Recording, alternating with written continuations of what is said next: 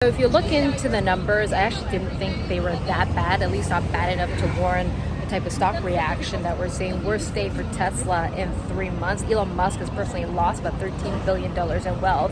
He's still worth over $200 billion, richest man on the planet, so don't feel too sorry for him.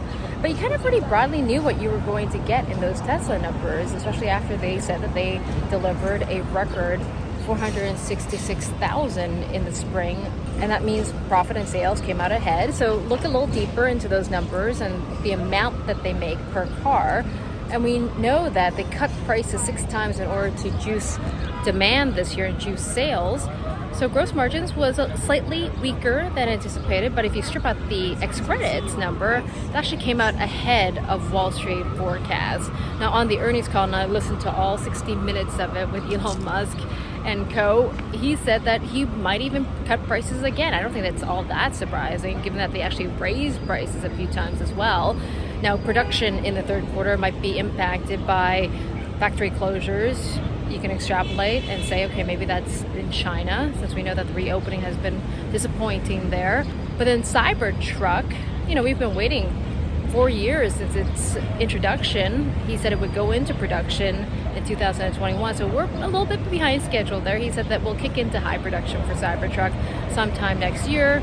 First deliveries might happen at the end of this year, and you always have to take those timelines with a grain of salt. I heard some positive. Full self-driving, FSD, he says it'll be better than human capabilities this year. That's his estimate once again, so grain of salt there. Also, FSD, like his superchargers, he might license out the software, which is positive long-term for Tesla. Very open to licensing our full self-driving software and hardware to other car companies.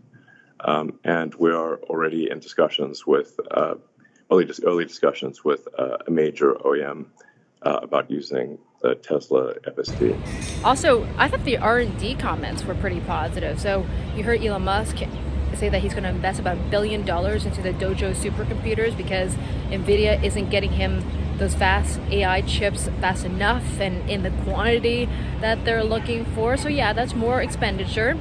And that means margins, the amount you make again per car, might be at these levels, sub 28% for a few years or so. But also remember that the stock is pretty much priced to perfection if you've already run up 100% so far this year. So this might be just a case of profit taking, since they are still sticking with their guidance of 1.8 million vehicles by the end of this year. So